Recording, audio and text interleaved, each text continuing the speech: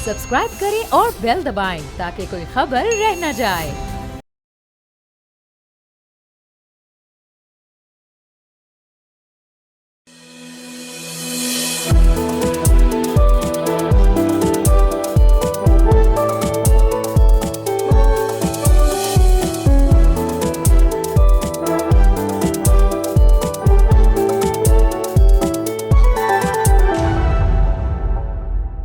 बिस्मिल्लाहिर्रहमानिर्रहीम। अस्सलाम वालेकुम नाज़रीन, प्रोग्राम फ्रंट पेज के साथ मैं हूं आपका होस्ट मोइज़ुर रहमान और मैं हूं अरीबा फातिमा। नाज़रीन, प्रोग्राम के शुरू में नज़र डालते हैं आर्टिफिशियल इंटेलिजेंस के बारे में। तो नाज़रीन, साल ख़त्म हो रहा है और बात करते हैं कि इस साल आर्टिफिशियल इंटेलिजेंस की इंडस्ट्री में हुआ क्या क्या है। काफ़ी ज़्यादा डेवलपमेंट्स हैं लेकिन पाकिस्तान में कुछ नहीं हुआ, इसके बारे में भी बात करेंगे। जनवरी से मार्च 2024 में US AI executive order release किया गया था प्रेसिडेंट बाइडेन की तरफ से। इसमें एम्फसाइज़ किया गया था कि ट्रांसपेरेंसी, बायस prevention, water marking, AI generated content को जो है बाकी डिजिटल कंटेंट से सेपरेट करना, डिफरेंशिएट करना, ये सारी चीज़ें बहुत ज़रूरी हैं। और ये इसी मंथ में मेटा ने भी अपनी ये पॉलिसी इंट्रोड्यूस की थी कि अब से जो भी AI जनरेटेड कंटेंट फेसबुक पर, इंस्टाग्राम पर, थ्रेड्स पर, किसी भी मेटा प्लेटफॉर्म पर अगर अपलोड होता है तो उसमें लाजमी एक AI वाटरमार्क होना ज़रूरी है। इससे फ़ायदा ये होता है कि अक्सर जो लोग डिजिटली इतने ज़्यादा लिटरेट नहीं होते, क्योंकि नाज़रीन डिजिटल लिटरेसी में बहुत फ़र्क होता है। जिस तरह की चीज़ें मैं रोज़ देखती हूँ अपने काम में, तो मैं आप क्लियरली एक तस्वीर देख के बता सकती हूँ कि ये AI जनरेटेड है या नहीं। लेकिन अभी वो लोग जो मेरी तरह इसमें ट्रेंड हैं वो भी इस वक्त मुश्किल का सामना कर रहे हैं कि अक्सर तस्वीरें AI जनरेटेड इतनी ज़्यादा बेहतर हो गई हैं कि अगर आप नहीं बता सकें तो आप गलत रिपोर्टिंग कर सकते हैं। और ये एक बहुत बड़ा ख़दशा है क्योंकि फ़ेक न्यूज़ फैलाना, मिस इन्फॉर्मेशन फैलाना, ये कोई ऐसी चीज़ नहीं है जो जर्नलिज़म का अहम सतून कंसिडर की जाती हैं जैसे कि ट्रेडिशनल मीडिया में अक्सर होता है। असल में ये चीज़ें वो हैं जिनसे बचा जाना चाहिए। तो इसीलिए AI जनरेटेड कंटेंट को वाटरमार्क करना, उसको क्लियरली डिफरेंशिएट करना from other content on social media, it's very very important. यहाँ ये भी बात करें कि इसी एग्जीक्यूटिव ऑर्डर में ऐसे की कंपोनेंट्स भी थे कि AI ड्रिवन मिस इन्फॉर्मेशन के ऊपर किस तरह काम किया जाए, US इलेक्शन में किस तरीके से AI का इस्तेमाल होता है और किस तरीके से इससे रिलेटेड मिस इन्फॉर्मेशन फैलती है। इसके साथ साथ यूनाइटेड स्टेट्स ने ग्लोबल AI पार्टनरशिप्स पर भी काफ़ी काम किया है, जिसमें यूरोपियन यूनियन ने भी अपना AI एक्ट बना दिया है और इसके तहत फेसबुक को बिल्कुल डिफरेंटली अपनी पॉलिसीज़ को बनाना पड़ेगा, क्योंकि यूरोपियन यूनियन ने AI को अमेरिका से ज़्यादा बड़ा थ्रेट कंसिडर किया है, in the sense that American जो गवर्नमेंट है और जो अमेरिकन इंफ्रास्ट्रक्चर है जो AI पे काम करता है, silicon valley etcetera, they are very positive about it. उनका एक बहुत ऑप्टिमिस्टिक ओपिनियन है आर्टिफिशियल इंटेलिजेंस और उसकी डेवलपमेंट पर।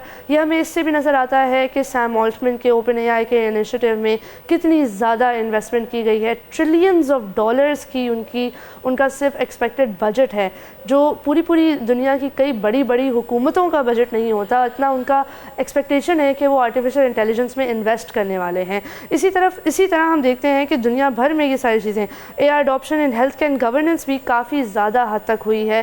AI रोबोट लॉयर्स, AI का इस्तेमाल करके मेडिकल हेल्थ केयर को जो है वो ज़्यादा एफिशिएंट बनाना, ट्रांसपेरेंट बनाना और बेसिकली AI को यूज़ करना in every other management possibility. तो ये यूनाइटेड स्टेट्स ने एक ऐसा पायनियर किया है इसको। हम चाइना के बारे में बात करते हैं लेकिन चाइनीज़ गवर्नमेंट इतना लोगों को बताती नहीं है कि वो कर। अब बात करते हैं AI और क्लाइमेट चेंज के बारे में। क्लाइमेट चेंज में भी काफ़ी ज़्यादा आर्टिफिशियल इंटेलिजेंस का इस्तेमाल रहा है। AI करिकुलम यूज़ हुआ है टू इन्हांस के स्कूल्स में किस तरीके से AI लिटरेसी के ऊपर काम किया जाए, बच्चों को किस तरीके से AI से रिलेटेड टूल्स और टेक्नोलॉजीज़ के हवाले से एक्सपोज किया जाए और किस तरीके से इसको सेफ़ बनाया जाए। सबसे ज़्यादा साउथ कोरिया में इसके ऊपर काम किया गया है करिकुलम के हवाले से। और अब बात करते हैं कि जुलाई टू सितंबर 2024 में AI के डिफेंस और सिक्योरिटी के इम्प्लीमेंटेशन भी काफ़ी हद तक सामने आई है। इसमें सबसे टॉप पर है नेटो, जिसकी अडॉप्टेड AI सिस्टम्स ने दिखाया है कि वो रियल लाइफ मिलिट्री डिसीजंस ले सकते हैं आर्टिफिशियल इंटेलिजेंस की बुनियाद पर। और इसकी कुछ एग्जांपल्स या मैनिफेस्टेशंस हमने इजराइल की और गज़ा की वॉर में भी देखा है कि जिस तरीके से इजराइल ने आर्टिफिशियल इंटेलिजेंस को अभी से वेपनाइज करना शुरू कर दिया है, जब तक कि आर्टिफिशियल इंटेलिजेंस की फुल पोटेंशियल इस वक्त रियलाइज़ हुई ही नहीं है और अभी से उसको वेपनाइज किया जा रहा है। और फिर आप देख रहे हैं कि ये सैंक्शंस سینکشنز جو اس وقت ایران پر لگائے جا رہے ہیں نیوکلیئر ڈیل کے حوالے سے، تو یہ کافی ہمیں متضاد بیانات نظر آتے ہیں کہ کس طریقے سے ویپنائز کیا جاتا ہے ٹیکنالوجی کو اور کس طریقے سے اس ویپنائزیشن کو روکا جاتا ہے. یہاں روانڈا میں بھی AI driven agriculture technologies introduce کر دی گئی ہیں، کیونکہ آرٹیفیشیل انٹیلیجنس ہر چیز میں آپ کی مدد کر سکتا ہے. فارسٹ مانیٹرنگ سے لے کے ایگریکلچرل ٹولز سے لے کے کسی بھی لیول کی اگر آپ ویدر مانیٹرنگ بھی کر رہے ہیں تو آرٹیفیشیل انٹیلیجنس کا استعمال ہر چیز میں دنیا بھر میں ہو رہا ہے. چائنا کی بات کرتے ہیں، چائنا نے بھی کافی زیادہ ٹرانسپورٹیشن اور اسمارٹ سٹی نیٹ ورکس بنانے کے لیے آرٹیفیشیل انٹیلیجنس کا استعمال کیا ہے. لیجسلیشنز میں بھی AI کا بہت زیادہ رول رہا ہے، کیونکہ دیکھیں جب بھی کوئی نئی ٹیکنالوجی آتی ہے اس کو کس طریقے سے استعمال کیا جائے گا، کس پالیسی کے تحت اس کو مانیٹر کیا جائے گا، ریگولیشن اس کی کیسی ہوگی، یہ ساری چیزیں بہت ضروری ہو جاتی ہیں کہ اس پہ فیصلہ سازی ہو، پالیسی بنائی جائے اور وہ پالیسی کے اوپر ڈیبیٹس ہوں کہ پوری دنیا سے مختلف پالیسیاں بنیں، لوگ ڈیبیٹ کریں، بتائیں کون سی پالیسی بیسٹ ہے. لیکن پاکستان اس دور میں بہت بہت پیچھے ہے. انفیکٹ ہم نے AI پالیسی تو شاید بنائی بھی تھی، لیکن کیونکہ ہمارے یہاں نہ انٹرنیٹ ہے نہ ہم VPN استعمال کر سکتے ہیں، تو ایک بہت ہی ریڈیکولس سی نوشن ہے کہ پاکستان کیا ہی کرے گا. لیکن آپ دیکھیں بے شک ہم نے AI میں کچھ نہیں کیا، لیکن ہم نے IT میں ایسا کام کیا ہے کہ پوری دنیا نے بھی نہیں کیا. آئی تھنک اگر آپ کہتے ہیں میں بتا ہی دیتا ہوں. ناظرین ہم لوگ جو ہے انٹرنیٹ کے وہ حالات ہیں کہ واٹس ایپ کی امیجز یا وائس نوٹس نہیں ڈاؤن لوڈ ہوتے، لیکن اس کے باوجود ہم نے ایک ایسی IT سٹی بنانے کا اعلان کیا حکومت پنجاب نے لاہور میں، جہاں پہ 150 فٹ لمبی اور 250 فٹ چوڑی سڑکیں ہوں گی. آپ بتائیں پوری دنیا نے ایسا انقلابی کام کوئی کیا IT کے شعبے میں؟ پاکستان جب آتے ہیں ہم تو ایسا نظر آتا ہے کہ شاید روڈ سے ہی بنتا ہے آرٹیفیشیل انٹیلیجنس، اور اگر روڈیں اور موٹر ویز بن جائیں تو شاید ترقی بھی ہو جائے گی. اچھا اریبہ، آپ نے ایک بڑا مفصل جائزہ دیا کہ اس سال دنیا میں آرٹیفیشیل انٹیلیجنس کے میدان میں کیا ہوا ہے، لیکن اگر ہم پاکستان میں بات کریں AI کی تو سب سے پہلی جو چیز دماغ میں آتی ہے وہ چیٹ GPT آتی ہے. کیا آپ ناظرین کو بتا سکتی ہیں کہ اس AI just limited to chat GPT یا اس کے اور بہت سارے ایونیوز ہیں، وہ کیا ہیں؟ بالکل، آئی تھنک موہی سے بہت ہی اچھا سوال ہے، کیونکہ پاکستان میں لوگ یہی سمجھتے ہیں کہ چیٹ GPT سے بات کرنا ہی AI ہے، لیکن AI کا ہر شعبے ہر فیلڈ میں امپلیمنٹیشن ہے. اصل میں chat GPT is just a language learning model. اس کا مطلب ہے کہ وہ جو ورڈز آپ اس کو دیتے ہیں ان ورڈز کو دیکھ کے وہ ورڈز پریڈکٹ کرتا ہے اور اس لینگویج پریڈکشن کی بیسس پر آپ ساری کانورسیشن کرتے ہیں. لیکن AI اس وقت پروٹین مینوفیکچرنگ سے لے کے جینیٹک انجینئرنگ سے لے کے کراپ مانیٹرنگ سے لے کے مائکرو فائنانس تک ہر شعبے میں اس کا استعمال ہے. اور آرٹیفیشیل انٹیلیجنس کا اصل مقصد یہ ہے کہ وہ ایک نیورل نیٹ ورک کے اوپر بیسڈ ہے. اگر ہم اپنی شخصیتی طور پر انڈیویجولی یونیک لوگ ہیں کہ میرے خیالات موئس کے خیالات سے بالکل الگ ہیں، ہم مختلف لوگ ہیں، وہ اس لیے کیونکہ ہمارے دماغ کا جو نیورل نیٹ ورک ہے اس کا ایک خاص یونیک میپ ہے، ایک یونیک پاتھ وے ہے. AI بھی اسی طرح کام کرتا ہے، اور یہ نیورل نیٹ ورک کیونکہ ایک دماغی انٹیلیجنس صلاحیت کو کی عکاسی کرتا ہے تو یہ کسی بھی شعبے میں استعمال کیا جا سکتا ہے. لیکن ہاں، پاکستان میں سب سے زیادہ لوگ چیٹ GPT ہی استعمال کر رہے ہیں. 2023 میں ایک جج نے، جو اس وقت مجھے نہیں پتا کہاں ہوں گے، لیکن محمد عامر منیر اس 2023 میں ایڈیشنل ڈسٹرکٹ سیشنز جج تھے پاکستان میں، فالیہ کورٹ پنجاب میں ان کا جو ہے وہ روز یہ کیسز سنتے تھے. اور انہوں نے ایک بہت ہی انٹرسٹنگ چیز کی. انہوں نے ایک کیس میں جو ایک 13 سالہ بچے کا کیس تھا کہ اس کو کس طریقے سے کرمنل اوفینس اس کے اوپر لگا ہے، کس طریقے سے اس کو بیل ملنی چاہیے نہیں ملنی چاہیے، اس کے اوپر انہوں نے چیٹ GPT کا استعمال کیا اور اپنی ججمنٹ میں یہ بھی اس کے اوپر بات کی کہ کس طریقے سے آرٹیفیشیل انٹیلیجنس کے ذریعے آپ جسٹس سسٹم کو ایکسپیڈائٹ کر سکتے ہیں، ججمنٹس اس سے لکھوا سکتے ہیں، پاسٹ پریسیڈنٹس اس سے نکلوا سکتے ہیں. اور یہ ساری ججمنٹس جو ہے اس وقت موجود ہے. کورٹنگ دا لا نام کی ویب سائٹ ہے جہاں آپ دیکھ بھی سکتے ہیں. آپ کی اسکرین پر بھی اس وقت آپ کو یہ ججمنٹ نظر آ رہی ہوگی. اصل میں یہ ججمنٹ ہمیں یہ دکھاتی ہے کہ حکومت کچھ بھی کرے، انسان کے اندر خود ایک صلاحیت ہوتی ہے to still progress forward despite the fact کہ آپ کی گورنمنٹ آپ کو کسی قسم کا سپورٹ فراہم نہیں کرتی. اینڈ آئی تھنک ود جو ایک ہماری اگر جسٹس سسٹم کو جو پرابلم درپیش ہے with the pendency of cases جو بہت ہائی ہے، artificial intelligence can play a revolutionary role which Muhammad Amir صاحب ڈیڈ. So exactly, definitely. اور مطلب یہ اس سے بھی ہمیں یہ بھی سمجھ آ رہا ہے نا کہ پاکستان میں بھی پاسبلٹی تو ہے، بالکل you can still work on things. اب وہ الگ بات ہے کہ اوبویسلی انٹرنیٹ نہیں ہوگا تو کچھ بھی نہیں ہو سکتا. AI بھی انٹرنیٹ سے چلتا ہے، یہ واٹس ایپ وغیرہ ہر چیز انٹرنیٹ سے لیکن آئی ٹی سٹی میں 150 فٹ لمبی اور 250 فٹ چوڑی سڑکیں امید کرتے ہیں کہ اس روڈ سے کسی طرح سگنلز ریڈیٹ ہونا شروع ہو جائیں کہ عوام کو فائدہ ہو. اب پتہ نہیں کیا ہی ہوگا پاکستان میں. حالانکہ ہماری حکومت لیپ ٹاپس بانٹتی ہے لیکن ان کو چلانے کے لیے انٹرنیٹ نہیں ہے, تو بس آپ لیپ ٹاپ پہ گیم ہی کھیل سکتے ہیں, سولیٹیئر کھیلتے رہیں آپ پورے دن اپنے ڈیسک ٹاپ پہ, کیونکہ ظاہر سی بات ہے ترقی تو ہو نہیں سکتی اس ملک میں جہاں انٹرنیٹ ہی نہ ہو. لیکن بنگلہ دیش اور انڈیا کی طرف اگر ہم جائیں تو وہاں پہ کافی ترقی ہوئی ہے. انفیکٹ دنیا بھر کی تمام جو ہے وہ سوشل میڈیا کمپنیز کے ہیڈ کوارٹرز اس وقت انڈیا میں موجود ہیں, اور ملک جو سرحد پار وہ نظر بھی نہیں ڈالتے کہ ہو کیا رہا ہے.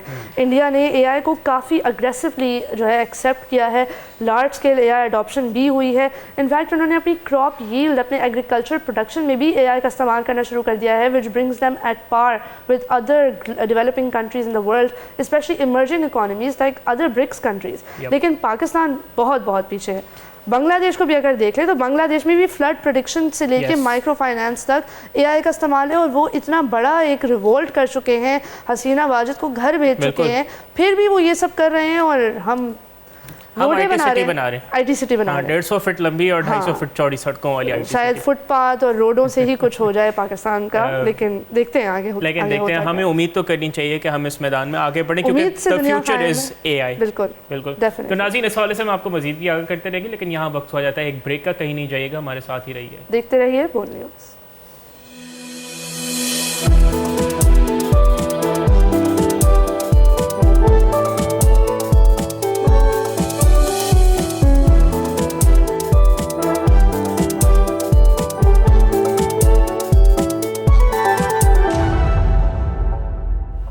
ناظرین welcome back to front page. Break سے پہلے ہم نے آپ کو ایران سے لے کے امریکہ تک تمام اپڈیٹس دی. اب بات کرتے ہیں ارجنٹینا کے بارے میں, کیونکہ کئی ایسے اکنامک لیسنز ہیں جو شاید پاکستان بھی ان سے سیکھ سکتا ہے. بالکل آپ نے صحیح کہا, کیونکہ ناظرین ارجنٹینا ایک ایسی اکانومی ہے جس کو حالیہ ادوار میں ہائی انفلیشن اور میکرو اکنامک چیلنجز جیسے high current account deficit, fiscal deficits, اور اس وجہ سے ان کو IMF کی تاریخ کا سب سے بڑا $75 ارب کا پیکج لینا پڑا. وہ ہو گیا ڈومیسٹک اکانومی کی کرش ہونا, کرپشن, انیفیشنسیز, ہائی ٹیرفس, اور اس طرح کے تمام چیلنجز فیس کرنے پڑے جو پاکستان کو بھی فیس کرنے پڑے ہیں. تو اس وجہ سے ناظرین جو بیسکلی ایک عام طور پہ اگر ہم تاریخ دیکھیں ارجنٹینا کی, اور اس سے پاکستان بھی جو ہے بیسکلی کنٹیکسچلائز کر سکتا ہے کہ جو ہسٹورک یا تاریخ میں جو اسٹیبلائزیشن پلانز انکلوڈ کیے وہ اسی طرح تھے کہ IMF کے پاس جانا اور 1952 سے لے کے بیسکلی منی سپلائی کو ٹارگٹ کرنا, ایکسچینج ریٹ کا معاملہ رکھنا. لیکن انفارچونیٹلی اگر آپ دیکھیں تو جو ایک اکانومی کی ضرورت ہوتی ہے وہ انفلیشن کو کنٹرول کرنا ہوتا ہے, تو نہ اس سے میکرو اکنامک چیلنجز ارجنٹینا کے کنٹرول ہوئے, نہ جو مہنگائی کی شرح ہے اس میں کمی لائی جا سکی, اور نہ ہی اس میں جو ایک دیر پاس اسٹیبلٹی جو تسلسل ہوتا ہے وہ رہا. اور کیونکہ اس کی وجہ یہ ہے کہ جو تمام جو معاشی پلانس تھے ارجنٹینا کے وہ میکرو اکنامک چیلنجز تک ہی محدود رہے, نہ کہ جو گراؤنڈ لیول اکانومی ہوتی ہے جہاں سے ایک عام آدمی کے جو ڈیلی چیلنجز ہوتے ہیں اس کو ایڈریس کیا گیا. اب ناظرین ہم بات کرتے ہیں اس حصے میں کہ ارجنٹینا نے اب اس معاملے کو ایڈریس کرنے کے لیے کیا کیا ہے. ارجنٹینا میں اب گورنمنٹ آئی ہے جاویئر ملے کی, جو کہ ان کا ماننا ہے کہ ارجنٹینا کی اکنامک پرابلمس کا جو حل ہے وہ میکرو اکنامکس کے ساتھ مائکرو اکنامک جو معاملات ہیں ان کو بھی ایڈریس کرنے میں ہے. اور یہی وہ بات آتی ہے جب ہم بات کرتے ہیں کہ اس میں پاکستان کے لیے سیکھنے کو بہت کچھ ہے. پچھلی گورنمنٹس کے برعکس جو ملے ہیں وہ اب پرائیورٹائز کریں مائکرو اکنامک ریفارمز, جو ایک عام جو ٹریڈیشنل مائکرو اکنامک پالیسی ہیں اس کے برعکس. اور اب جو ان کا فوکس ہے وہ یہ ہے کہ جو ایک نظام ہے انوویشن, جو ایک بیسکلی نئی جہت ٹیکنالوجی میں یا چیزوں کو آسان کرنے کا, اس کا جو اس کے بیچ میں جو بیریئرز تھے یا رکاوٹیں تھیں ان کو توڑنا, اور بھی اس طرح کی چیزیں جیسے انسٹیٹیوشنل اور ریگولیٹری لیولز جیسے جو رشوت اور کرپشن کے معاملات ہیں اس کے نظام کو توڑنا بھی ان کے پلان میں شامل ہے. اور جو انسٹیٹیوشنل ریفارمز وہ لانا چاہ رہے ہیں ارجنٹینا میں, اس کے لیے انہوں نے جو ہے فیڈریکو سٹرٹزینگر کو لگایا ہے, اکانومسٹ ہیں, ان کی ذمہ داری لگائی ہے کہ وہ انسٹیٹیوشنل ریفارمز اور مائکرو اکنامک ریفارمز ارجنٹینا میں لے کے آئیں.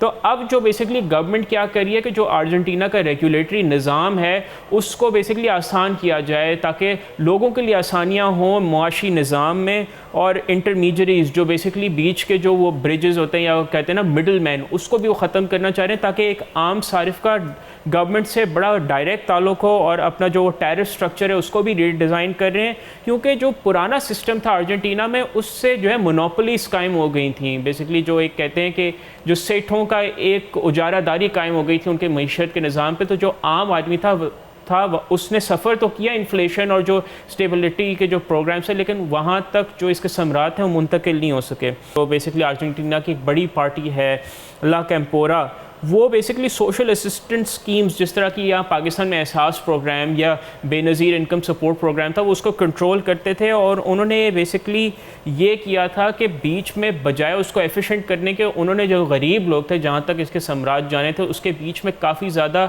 انہوں نے بیریئرز یا رکاوٹیں ڈال دی تھیں, اس کی وجہ سے غریبوں کو اس کا بہت نقصان ہو رہا تھا. تو اب بیسکلی اس کو ایڈریس کرنے کے لیے انہوں نے یہ کیا ہے کہ یہ تمام جیسے لا کیمپورا کا جو رول ہے, یہ بیچ میں آنے والے تمام سٹیک ہولڈرز کو انہوں نے ریموو کر دیا ہے کہ جو اب جو سوشل سیکیورٹی کا جو پروگرام ہوگا وہ غریب آدمی تک حکومت ڈائریکٹ پہنچائے گی ڈیجیٹل مینز کے تھرو. تو اس سے بیسکلی جو ان کی جو بیوروکریٹک جو اوور ہیڈ ہے وہ ریڈیوس ہوگا.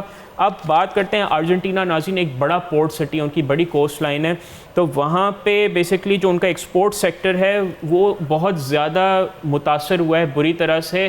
جو ان کے ان ایفیشینٹ پورٹس کا نظام تھا, جو ایک نااہلی وہاں پہ بہت زیادہ تھی, بوئنس آئرس جو وہاں کا کیپٹل ہے یا باہیا بلانکا, تو اب وہ ریفارمز اس طرح کے لے کے آ رہے ہیں کہ جو ایکسپورٹ ہے, اسپیشلی جو چین کو ارجنٹینا ایکسپورٹ کرتا ہے, آئل ایکسپورٹ کرتا ہے اور دیگر پروڈکٹس, تو وہ اپنے پورٹ کا نظام بہتر کر سکے تاکہ جو امپورٹر ہے اور جو ایکسپورٹر ہے اس کو کوئی پرابلمز نہ آئیں. اور یہ پاکستان بھی کر سکتا ہے, ہمارے پاس KPT ہے, گوادر جیسا پورٹ ہے, اس پہ بھی ہمیں یہ چیزیں کرنے کی ضرورت ہے. اور ناظرین یہاں پہ رول آتا ہے کہ گورنمنٹ کا بیسکلی کام یہ ہوتا ہے کہ وہ ایک ایکو سسٹم بنائے, نہ کہ وہ خود بیچ میں کود پڑے. تو اسی وجہ سے ارجنٹینا نے یہ کیا ہے کہ انہوں نے پورا جو پورٹ کا نظام ہے وہاں پہ وہ پرائیویٹ انویسٹمنٹ کو انکریج کر رہے ہیں, اور انہوں نے بیسکلی ایک Saint Antonio del Aste super port project کا اعلان کیا جس میں $2 ارب کی انویسٹمنٹ پرائیویٹ انویسٹرز کر رہے ہیں. تو وہ پورٹ کو چلائیں گی بھی ایک پرائیویٹ کمرشل اینٹی کی طرح, جہاں پہ بیسکلی امپرووڈ انسینٹیوز ہوں گے, ٹیکس بریکس اور ایکسچینج ریٹ گارنٹیز کے, تو اس سے بیسکلی کانفیڈنس آئے گا معیشت میں.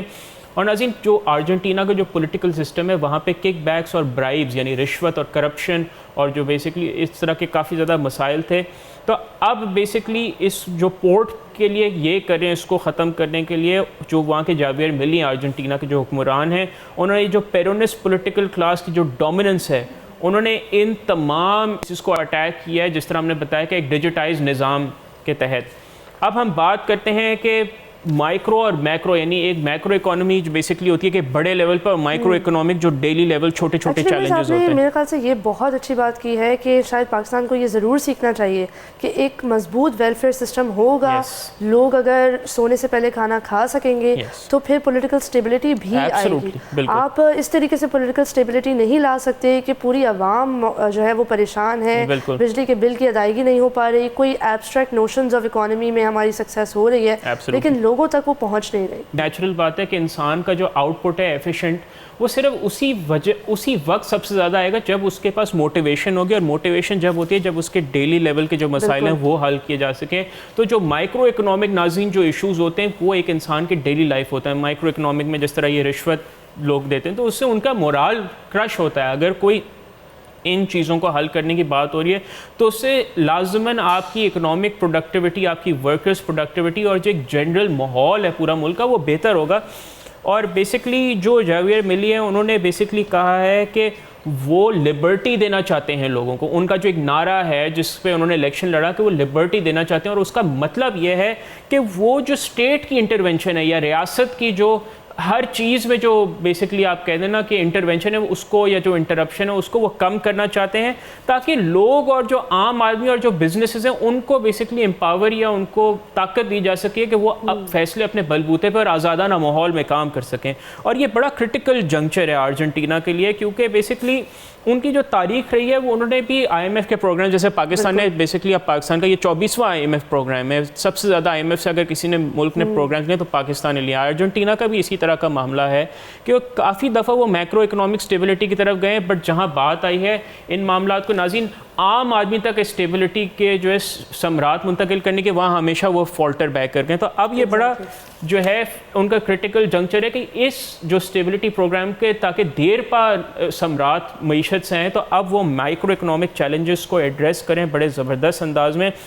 اور یہ بہت ان کے فیوچر کے لیے امپورٹنٹ ہے کہ اگر یہ ماڈل سکسیسفل ہو جاتا ہے کہ یہ باقی نیشنز کے لیے ایک بلو پرنٹ یعنی ایک اچھے ایگزامپل کے طور پہ کام کر سکے. آئی تھنک پاکستان اس سے بہت زیادہ فائدہ اٹھا سکتا ہے. بالکل, اسی لیے ہم اس ماڈل کی جو بھی آگے ایڈوانسمنٹس ہو رہی ہیں, ڈیولپمنٹس ہو رہی ہیں, اس پر نظر رکھیں گے اور آپ کو اپڈیٹڈ رکھیں گے, کیونکہ ہمیں یقین ہے کہ پاکستان اس طرح کے کیسز سے کچھ نہ کچھ سیکھ سکتا ہے. حکومت نہیں تو لوگ تو سیکھیں گے, لوگ تو سیکھ سکتے ہیں, آپ تو سیکھ سکتے ہیں. تو ناظرین ارجنٹینا کی ہم نے بات کی, ایک ایسا ملک جہاں کرپشن اور انفلیشن, ہائی انٹرسٹ ریٹس اور متعدد دفعہ IMF کے پروگرامز وہ گئے اپنے 1952 سے لے کے آج تک. ہم بھی 1947 سے لے کے آج تک تقریباً 23 IMF پروگرامز مکمل کر چکے ہیں, کچھ بیچ میں چھوڑ دیے, کچھ پہ ویورز مل گیا. اب اس وقت 24ویں میں ہیں اور یہاں پہ یہ بات ضروری ہے کہ ابھی تک نہ دیر پا اسٹیبلٹی ارجنٹینا میں آئی ان IMF پروگرامز یا صرف میکرو اکنامک ایشوز میں, نہ پاکستان میں, کیونکہ ہم 2-3 سال تک یہ اسٹیبلٹی پروگرامز میں جاتے ہیں اور جیسے ہی ملک میں کچھ اسٹیبلٹی آتی ہے بجائے اس کو دیر پا اسٹیبلٹی کے لیے یوز کریں, ہمارے جو گورنمنٹس ہیں وہ اس تمام مومنٹم کو بالکل لوز کر دیتی ہیں, پورے اکانومی کا شرازہ بکھیر دیتی ہیں اپنے سیاسی فوائد کے لیے. تو یہاں پہ ارجنٹینا نے تو یہ کیا ہے کہ وہ اب دیر پا اسٹیبلٹی کے لیے مائکرو اکنامک ایشوز پہ کام کر سکیں, تاکہ کیونکہ ناظرین جو اسٹیبلٹی کے جو ایک پروگرامز ہوتے ہیں میکرو اکنامک اسٹیبلٹی کا, اس کا جو خمیازہ سب سے زیادہ عوام بھگتتے ہیں, اور جب ان کے جو ثمرات ہیں عوام تک منتقل کرنے کا ٹائم آ جاتی ہیں تو یہ گورنمنٹس ان کے ثمرات خود اپنے پولیٹیکل گینز کے لیے لے لیتی ہیں. تو اب یہ پاکستان کو بھی فیصلہ کرنا ہوگا کہ میکرو اکنامک اسٹیبلٹی کے بعد اس کو ارجنٹینا سے سیکھتے ہوئے مائکرو اکنامک چیلنجز کو ایڈریس کرنے کی ضرورت ہے, تاکہ اس کا فوائد جو ہیں وہ عام عوام تک منتقل ہو سکیں.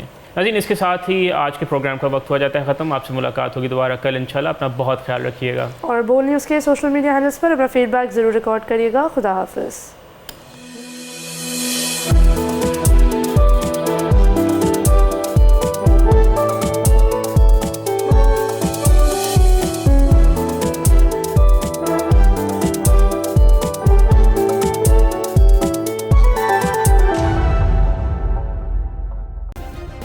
سبسکرائب کریں اور بیل دبائیں تاکہ کوئی خبر رہ نہ جائے.